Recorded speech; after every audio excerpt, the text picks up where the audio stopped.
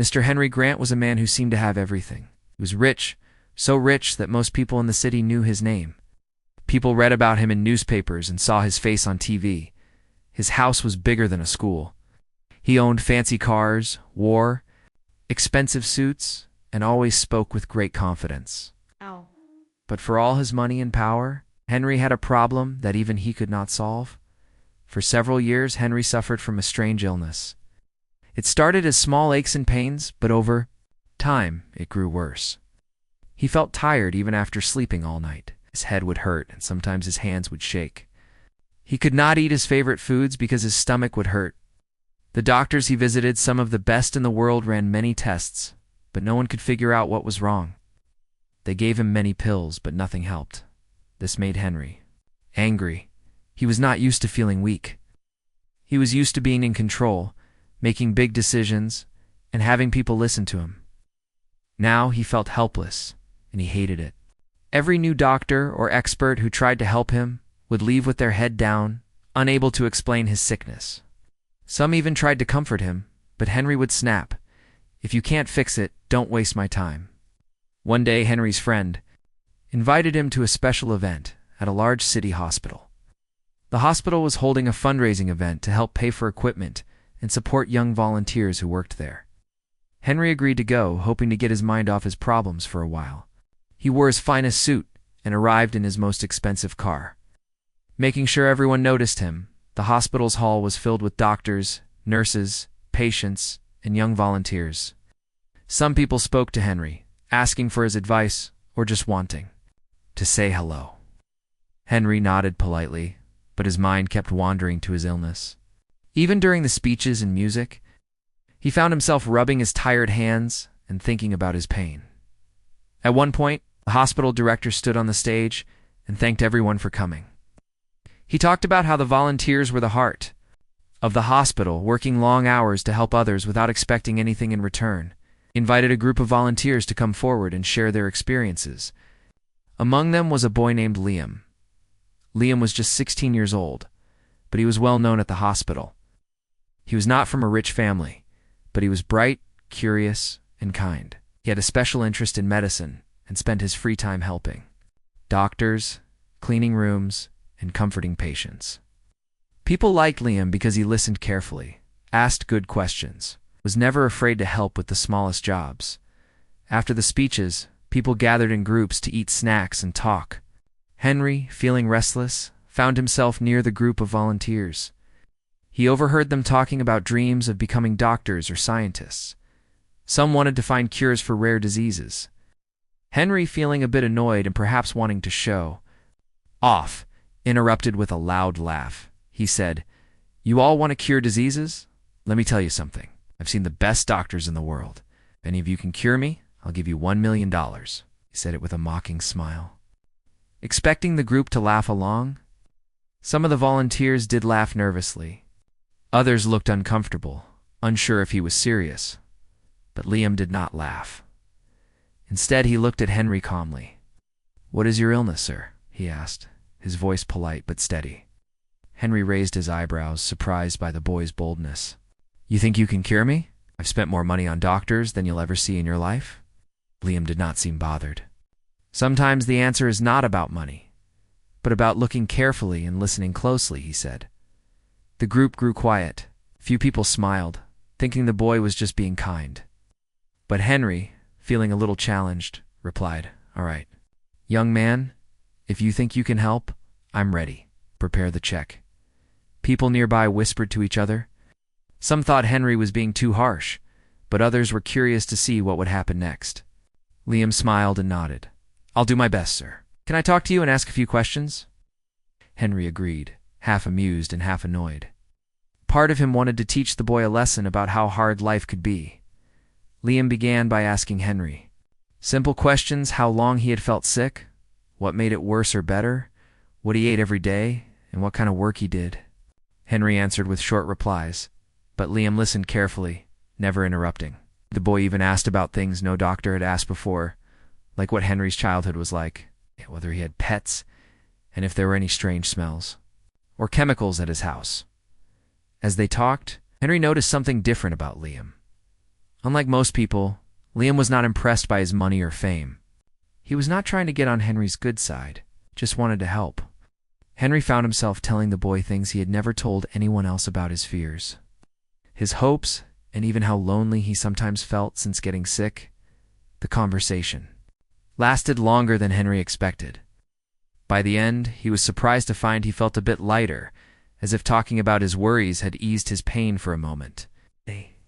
Liam thanked him for his honesty and said he wanted to do some research before making any suggestions. Henry, still not expecting much, shrugged and said, "Good luck, boy. Many have tried before you." That night, Henry went home and tried to forget about the strange encounter. But he found himself thinking about Liam's words: the answer is not about money, but about looking carefully and listening closely.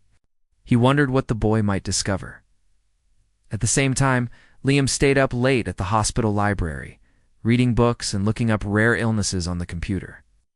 He made notes about everything Henry had told him and planned to talk to some of the older doctors the next day, even thought about speaking to people who cleaned Henry's house and cooked his meals, hoping to find a clue. The next morning, Henry's driver arrived to take him to his office. As he got into the car, Henry caught himself wondering if he would see Liam again. He smiled at the thought. Maybe, just maybe, this boy would surprise him. And so, the strange journey began: a proud billionaire, tired of disappointment, and a humble boy who believed that even the hardest problems could be solved if someone cared enough to try. The next morning, Liam woke up before the sun. He was tired, but he didn't mind. He felt excited and a little nervous about what he had promised to Henry Grant.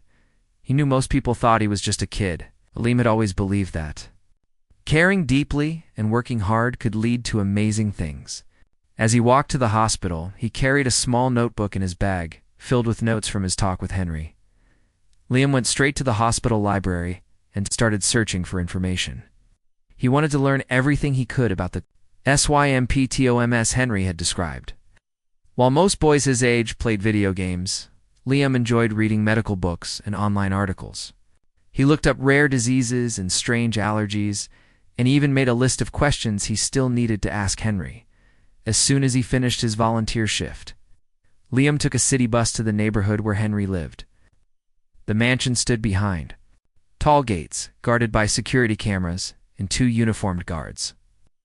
Liam felt a little nervous as he walked up to the gate, but he remembered why he was there. He rang the bell and waited.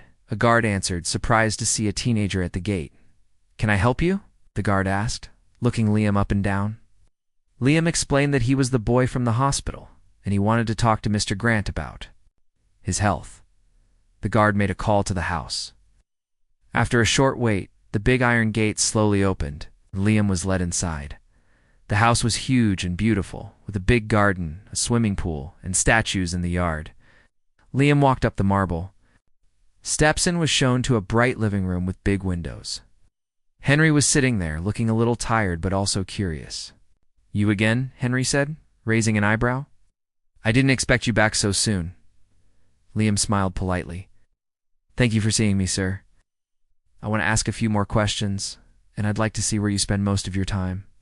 Sometimes small details can give big clues." Henry chuckled. "Are you sure you're not training to be a detective instead of a doctor?" Liam grinned. "Sometimes you have to be both." Henry agreed to let Liam look around. They started in the kitchen, where Liam talked to the cook about what Henry ate every day. He asked if there had been any changes in the food, or if Henry ate anything new. The cook explained that Henry liked simple meals and rarely tried anything unusual. Liam wrote this down in his notebook. Next, they walked through the living room. In Henry's study, Liam noticed the strong smell of cleaning chemicals. He also saw a big air freshener machine in the corner, spraying a sweet scent every few minutes. Liam made a note to check what kind of chemicals were being used in the house. In the bedroom, Liam looked at the medicines Henry kept on his nightstand. He asked if Henry used any new lotion, shampoo, or soap. Henry said yes, his assistant had recently bought a new brand of soap because it was expensive and advertised as luxury.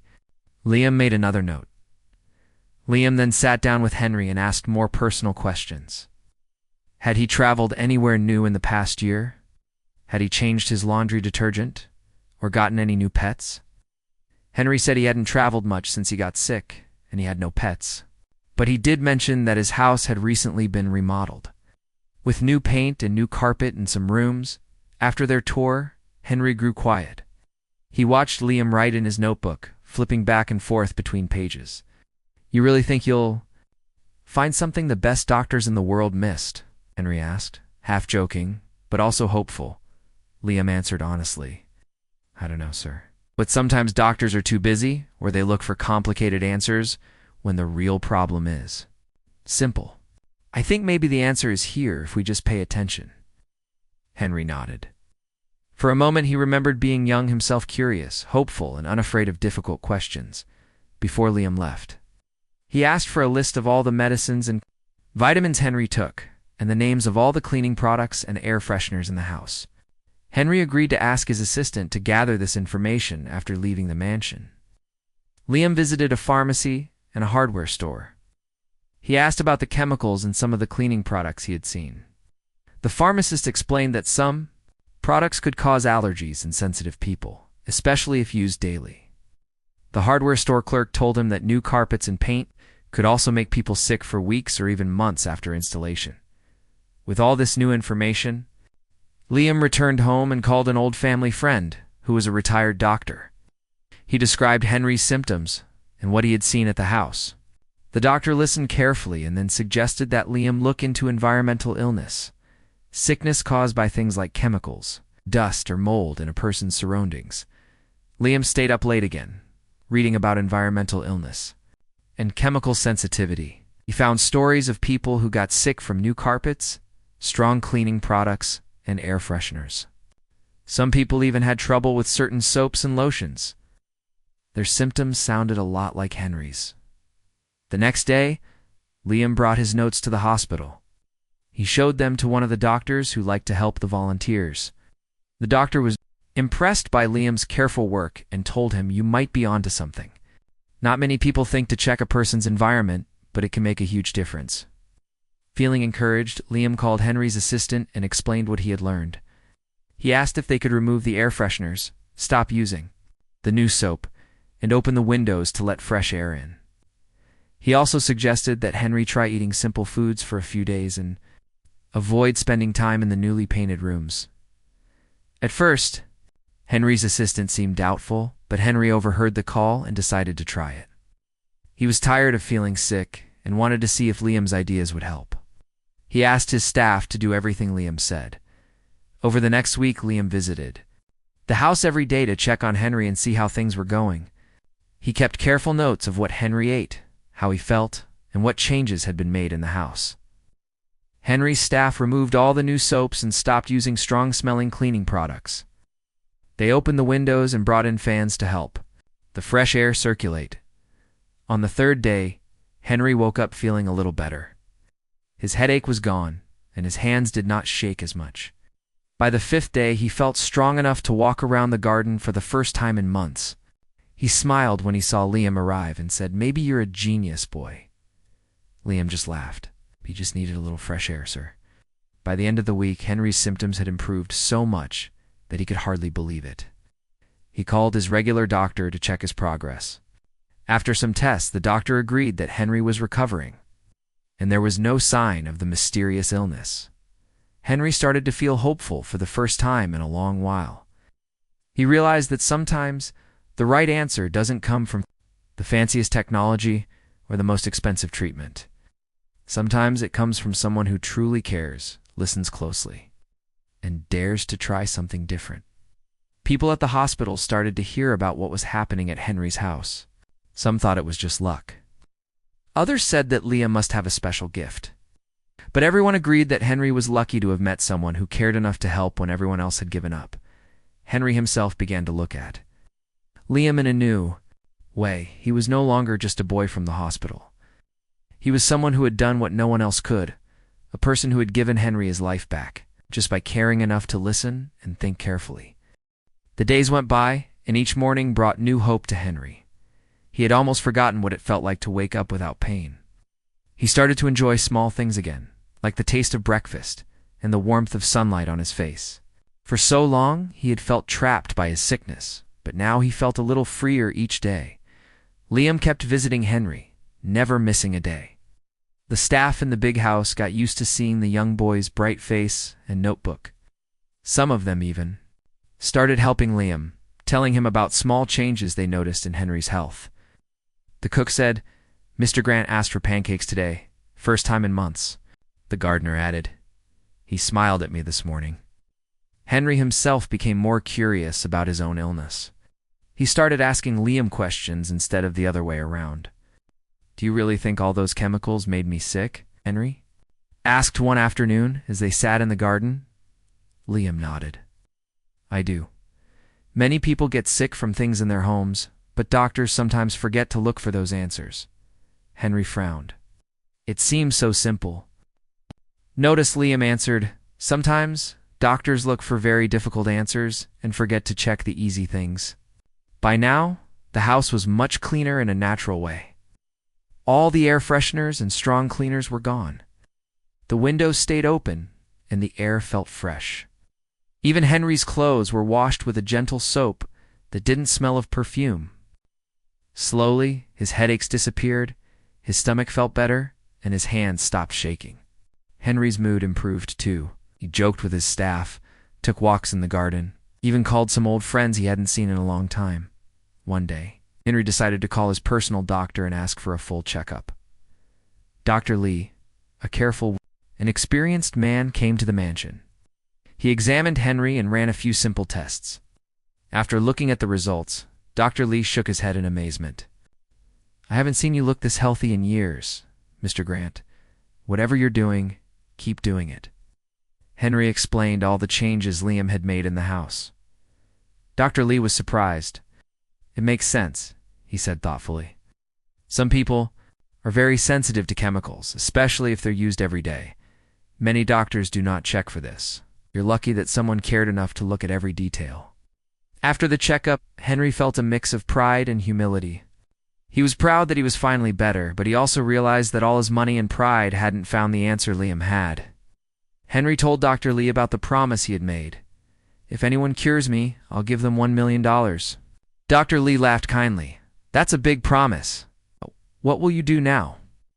News of Henry's recovery started to spread, first through the hospital and then across the city. People were curious about the story. Some thought it was just a lucky guess. Others thought Liam must be a very smart boy. But everyone agreed that the change in Henry was nothing short of a miracle. One morning, a local newspaper reporter called the hospital. She had heard about the young volunteer who had helped a billionaire recover from a mysterious illness. She wanted to know more. The hospital director, proud of Liam's work, invited the reporter to visit and meet both Liam and Henry. The next day, Liam and Henry sat together in Henry's living room as the reporter asked questions. "How did you know what to do?" she asked Liam. Liam blushed and looked at Henry. "I didn't know at first. I just asked questions and listened. Sometimes people don't pay attention to small things. I thought maybe something in the house was making Mr. Grant sick." The reporter nodded. Out. "And you, Mr. Grant, how do you feel now?" Henry smiled for the first time in a long time. "I feel lucky. This boy did what no one else could. He listened, cared, and worked hard." Every bit of credit. The story made it into the city's newspaper. The headline read, "Teen Volunteer Cures Billionaire's Mystery Illness." People all over the city read the article, and soon the story was shared on social media. Other hospitals called to ask about Liam. Letters and emails arrived from families who had similar problems and wanted advice. The attention made Liam a little nervous, but Henry encouraged him. "You did something wonderful, Liam. Don't hide from it. You should be proud." Liam replied quietly, "I just wanted to help. I didn't do it for fame or money." As the story spread, something else changed between Henry and Liam. At first, Henry had seen Liam as just another volunteer, maybe even a child who didn't know much. Now he saw him as a friend and a partner. They spent hours talking, not just about illness, but about life, family, and dreams. Henry told Liam stories about building his business, the challenges he faced, and his childhood struggles. listened, sometimes surprised that even rich men could feel lonely or scared. One afternoon, as they sat under the big oak tree in the garden, Henry looked thoughtful. "You know, Liam, I once thought money could buy anything. I was wrong. Money can't buy someone who truly listens, or someone who cares. That's worth more than anything else." Liam smiled. "Thank you, sir. I learned a lot from you, too. You taught me that even the biggest problems can be solved if you don't give up." As Henry's health kept improving, he began to think about his promise again. $1 million was a lot of money. He called his lawyer and said, "The paper's ready. Made a promise, and I intend to keep it." Meanwhile, the hospital decided to hold a special ceremony to celebrate Liam's hard work and Henry's recovery. The event was simple, but the entire staff, some patients, and Henry's friends attended. The hospital director gave a short speech about kindness, listening, and how sometimes the best solutions come from unexpected places. He praised Liam for his careful work and big heart. When Henry spoke, he looked at Liam and said, "You gave me back my life. For that, I am forever grateful." After the ceremony, Henry handed Liam an envelope. "This is for you," he said. Quietly, inside was a check for $1 million, just as he had promised. The crowd gasped, and cameras flashed. Everyone expected Liam to jump for joy, but instead he looked surprised and thoughtful. For a long moment, Liam stared at the check, thought about all the things he could do with the money, help his family, go to college, maybe even travel. But then he looked around the room, saw the faces of sick children, and remembered why he loved helping others in the first place. He looked at Henry and said, "Sir, thank you for keeping your promise, but I don't want to keep the money for myself. I want to help others, just like you helped me believe in myself.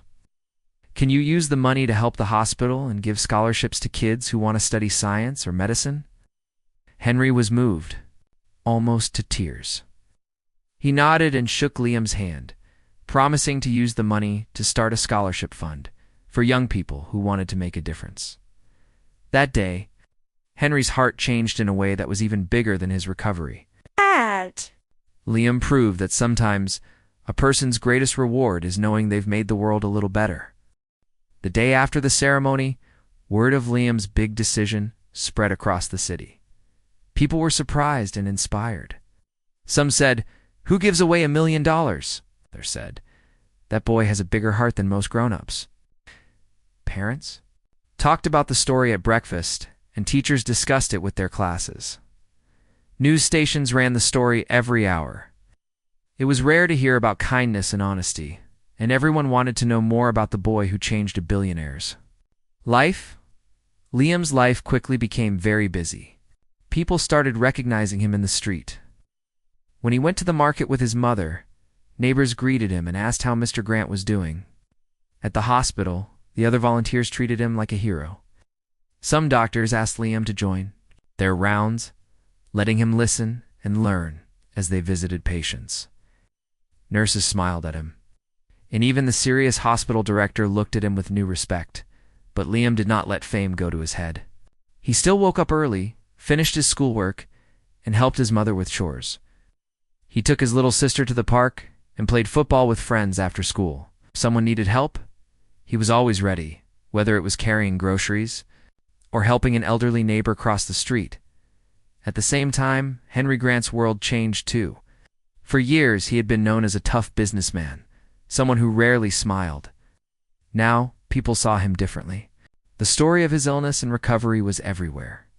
But what caught people's attention most was how he honored his promise and how much he respected Liam's wishes.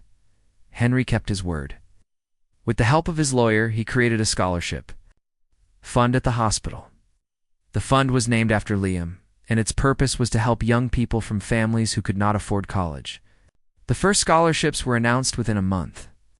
The hospital also used part of the money to buy new equipment and create a special program to teach volunteers about environmental illnesses, the same type of sickness that had almost ruined Henry's life. The media wanted to interview both Henry and Liam. Sometimes, they appeared on TV together, telling their story to inspire others. In every interview, Henry always gave credit to Liam. "He's the real hero," Henry said. "I had all the money, but I didn't have hope. Liam gave that back to me." One day, a big invitation arrived for Liam. He was asked to speak at a conference for young leaders. The event was filled with students, teachers, and doctors from all over the country. Liam was nervous, but Henry encouraged him. "Just tell your story," Henry said. "Speak from your heart." Adding on stage, Liam looked out at the crowd. He thought about his own journey, the long days at the hospital, the hours reading in the library, and the courage it took to speak up to someone as powerful as Henry Grant. He took a deep breath and began. He told the audience, "Sometimes the answer to a big problem is hidden in small details. Don't be afraid to ask questions. Don't be afraid to care. Even if you are young or feel small, you can still make a difference. You just have to believe in yourself and never give up." After the speech, people crowded around Liam, shaking his hand and thanking him for sharing his story. Some students said they wanted to become doctors or scientists, just like him. Teachers told him that his words would inspire their classes for years to come. Back at the hospital, the new scholarship fund was already making dreams come true. The first group of students chosen for the scholarship included a girl who wanted to be a heart surgeon, a boy who dreamed of inventing new medicines, and another who wanted to teach science in her village. Their families cried happy tears, knowing that their children now had hope for a better future. Henry took a personal interest in each scholarship winner. He visited the hospital often, meeting with students and sharing his own stories about life and work. He encouraged them to always help others and to use their knowledge for good. For the first time in many years, Henry felt truly happy. His illness had been a terrible challenge, but it had also led him to meet Liam and find a new purpose in life. Liam's family life changed too. Even though he had given away the reward, good things kept happening. People offered him summer jobs, and local businesses donated books and computers to his school. Sometimes neighbors brought food or left small gifts at their door just to say thank you. Liam's mother felt proud and grateful. She often said, "Kindness always comes back to you, even in ways you don't expect." As months passed, Liam continued to study hard at school and volunteer at the hospital. He worked closely with the doctors and nurses, learning about new medical cases. Sometimes he visited patients who reminded him of Henry. He would listen patiently, ask questions, and sometimes suggest simple changes, like opening a window or changing a soap.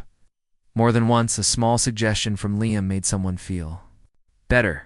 One day, the hospital received a letter from a family in another country. They had read about Liam and Henry's story online. Their own child was sick, and they wondered if something in their house could be making him ill. With help from hospital staff, Liam wrote back, sharing what he had learned. The family later sent a thank you note. They had found the answer, and their child was now healthy again. Henry sometimes invited Liam to his house for dinner. They would sit together and talk about everything from science to soccer to dreams for the future. Henry even helped Liam with his homework, and in return, Liam taught Henry how to use his new smartphone better. The two became unlikely friends. One once a lonely billionaire, the other a kind-hearted boy from a small home. Liam was invited to apply to some of the country's best universities.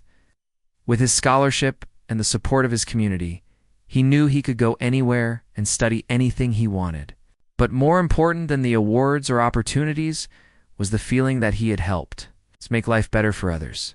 Henry's health remained good, and he found himself feeling thankful every single day.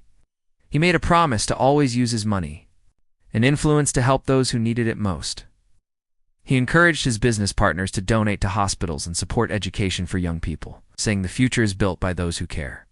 The story of Liam and Henry became a favorite for many people, a reminder that real change often starts with small acts of kindness and courage. It inspired students, parents, teachers, and business leaders to look for ways to help others.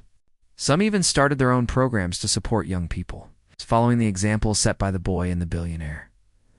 As the year ended, the hospital held a celebration for all the new scholarship winners and their families. Henry stood with Liam on stage, both of them smiling as the crowd cheered. Henry whispered, "I am proud of you, Liam. You changed my life and the lives of many others. Thank you." Liam looked at the faces of the students, doctors, and parents in the room. He felt grateful and humble. He realized that giving away the $1 million had given him something even more valuable: a lifetime of friendship, learning, and the knowledge that even one person, no matter how young, can make a difference. And so, as the evening ended, everyone left with hope in their hearts, inspired to be just a little kinder and a little braver in their own lives. The new year brought many changes to both Liam and Henry, but the biggest change was not in their lives alone. It was in all the people they had touched with their story. Every day, someone new would write a letter to the hospital or send a message online, telling how the story of the boy and the billionaire had inspired them to help someone, to listen better, or to not give up when things felt impossible. Liam still went to school every morning, but now his teachers often used his story as an example in class. "If Liam can make such a difference, so can you," one teacher would say. Other students were inspired to help out too. Some began to visit old people's homes to talk and keep them company. Others helped classmates with their homework or stood up for someone being bullied. A new spirit of kindness seemed to fill the school. At the hospital, the scholarship fund grew larger. Henry, true to his word, asked his friends and business partners to donate as well. Many of them had never thought much about helping others before. But when Henry shared his own story of almost losing hope and then finding it again through a young boy's kindness, they wanted to help too. The fund was able to send even more students to college. Some of the new students came from faraway villages, where no one had ever gone to university before. One of the best days of the year was when the hospital held the first Liam Awards special prizes for young people who had shown care, bravery, or creative thinking while helping others. Liam was the guest of honor, but he was quick to say that every volunteer, nurse, or young helper deserved a share of the spotlight. After the ceremony, children ran up to him for advice and pictures. Some even asked him to sign their notebooks. Liam felt a little shy about all the attention, but he never turned anyone away. Henry watched all of this with deep pride. He had spent his life building companies, buying big houses and making deals, but now he realized that real happiness was not about money at all. It was about the moments he shared with people who cared, and about seeing young people grow into strong, kind adults. Henry found himself volunteering more, helping out at events, and even mentoring some of the scholarship winners in business and life skills. Sometimes, late in the evening, Henry and Liam would meet at the hospital garden. They would sit under the big oak tree, just like when they first started talking. They discussed new ideas for helping people, or simply watched the stars in the night sky. Henry often told Liam, "You reminded me what life is really about." Liam would smile and say, "I learned from you too. You kept your promise and used your gift to help others." One spring afternoon, Liam received a letter that made him smile more than any award or prize. It was from a little girl in another country who had read about him and wanted to help her sick brother. She wrote, "I did what you said and I found out my brother's allergic to something in our house. Now he is getting better. Thank you for showing me how to care." Liam read the letter again and again, feeling proud and grateful that even simple advice could travel across the world and change a life. Liam's family life also became more joyful. His mother, who had always struggled to pay for school supplies, never had to worry again. Their home was often filled with visitors, neighbors, friends, and even teachers who came by to say thank you or share their own stories. Liam's younger sister said, "You're famous," but Liam always answered, "I'm just your big brother." He tried his best to be the same person. He always was helpful, friendly, and humble. Meanwhile, Henry's own life grew richer in ways he never expected. He mended old friendships and spent more time with family. He also realized he had become a role model. When people asked him about his illness, he was honest about how scared and helpless he had felt. He explained that it was okay to ask for help, and that, sometimes, listening to someone with a fresh point of view could make all the difference. Henry's business also changed. He introduced new rules to keep his offices safer and healthier for workers. He made sure no strong chemicals were used, and he asked his employees to pay attention to their own health and happiness. The company's staff felt happier and more respected, and many said they worked even harder because they knew Henry truly cared about them. As time passed, Henry and Liam were invited to speak at events in many places. They met doctors, teachers, students, and parents from all over the country. No matter where they went, the message was the same: caring, respect, and listening can change the world. One person at a time. One day Liam received an acceptance letter from a famous university. He'd earned the highest grades in his school, and thanks to the scholarship, all his dreams of becoming a doctor were now possible. When he told Henry, the older man grinned with happiness. "He'll be the best doctor this world has ever seen," Henry said, "and I'll be there to cheer you on."